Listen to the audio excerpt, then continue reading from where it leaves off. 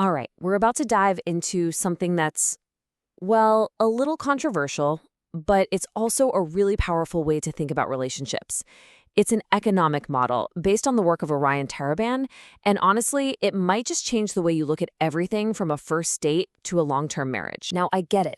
Applying cold, hard logic to something as personal and sacred as love, it can feel kind of wrong, right? Tara Saban has this great quote where he compares it to dissecting a body back in medieval times. It just feels like you're not supposed to do it. But here's the problem. The way we've been doing things, well, it's led to a whole lot of pain and confusion. It's time to be brave enough to look under the hood. Think about it. Our common ideas about love and romance are often this jumbled mess of fairy tale ideals and old superstitions that just flat out don't work in the real world. It's what Taraban calls a metaphysical mishmash. So the idea here is to swap out that old, ineffective stuff for a new model, one that actually lines up with reality and hopefully helps us avoid some of that unnecessary suffering. So how do we actually do that? Well, we start by reframing the whole thing. What if we stopped seeing relationships as this big, unsolvable mystery and started seeing them as a game? And I don't mean that in a trivial way. I mean a game with clear rules, real objectives, and winning strategies. After all, some games are played for the highest stakes imaginable. And that brings us to the very first rule of this game. At its absolute core, a relationship is a place where a transaction happens. We're exchanging things that aren't the same. Maybe your killer sense of humor for my ability to plan an amazing trip. The goods are unequal, but for the relationship to work, they have to have comparable value. Even just offering someone good company is a valuable good being put on the table. So this is the big shift we're talking about. We're moving away from that old model, the one based on wishful thinking and romantic fluff. And we're moving toward a new model, one that's grounded in real-world things we can actually observe. Value, scarcity, and how people actually behave. It's about finally understanding the why behind what we do, not just the what. Okay, I know this sounds super cynical, but hang with me here because it's not meant to be. This is just the fundamental truth, even if it's unconscious. We get into relationships because we want something. Companionship, security, fun, support, you name it. And just admitting that, just recognizing that simple goal is the first real step to playing the game more honestly and, frankly, more effectively. Now, to really get the dynamics of this game, this model gives us two key roles to understand: the captain and the passenger. It's really important to get this. These aren't about gender at all. They're about the function that each person is serving on this journey together. So first, you've got the captain. This is the person who provides the direction and the structure for the relationship.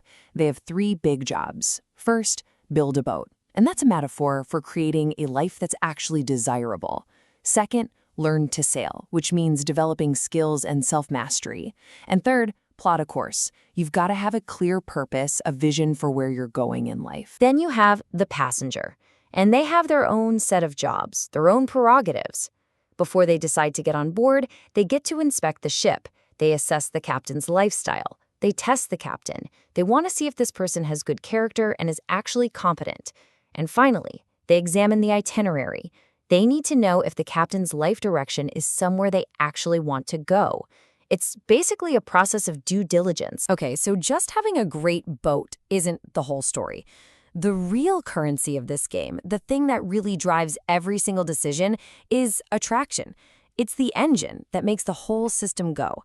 And it turns out it operates by some very specific and, you might say, pretty controversial laws. All right, buckle up for this next one, because it's a biggie. The second law of attraction, according to this model, says that it is impossible for two people in a relationship to be equally attracted to each other. There's always an imbalance. And this isn't a problem, it's not a bug in the system, it's a core feature. And it naturally creates two very distinct roles that we all find ourselves in, whether we realize it or not. These two roles are the adorer and the adored. The adorer is the person who likes the other one more. And the benefit for them? They get to feel that incredible, passionate high of being in love. The trade-off is they give up a lot of control. On the flip side, you have the adored. They like the other person a little bit less. They get to experience the power of being loved, But with that power comes the heavy responsibility for where the relationship is going. Each spot has its own pros and cons. And this all leads to what might be the single biggest mistake we make in romance. We think we're attracted to a person, but a lot of the time we're actually just attracted to their circumstances. The classic example, right? Your ex, who you weren't that into, suddenly seems irresistible the second they've moved on with someone new. Why? It's not them you're suddenly attracted to, it's their unavailability, it's their independence. And if we don't get that, we end up choosing people for all the wrong reasons. So, how in the world do we actually use this stuff today?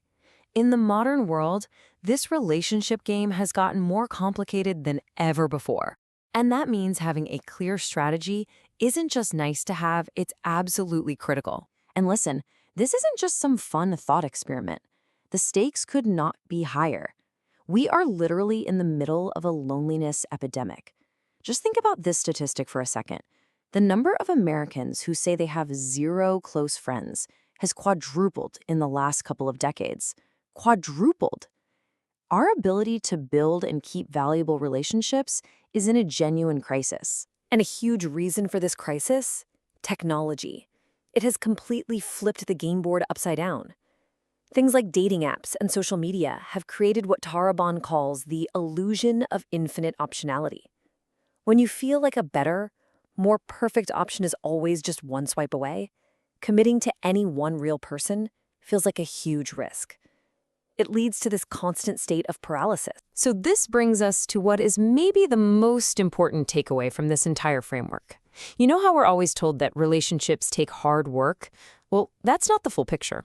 According to this model, 90% of what makes a relationship successful isn't the work you put in.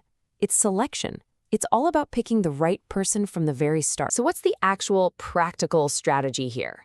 For a high-stakes, long-term decision, like choosing a life partner, the advice is blunt, simple, and borrowed straight from the business world. Hire slow, fire fast.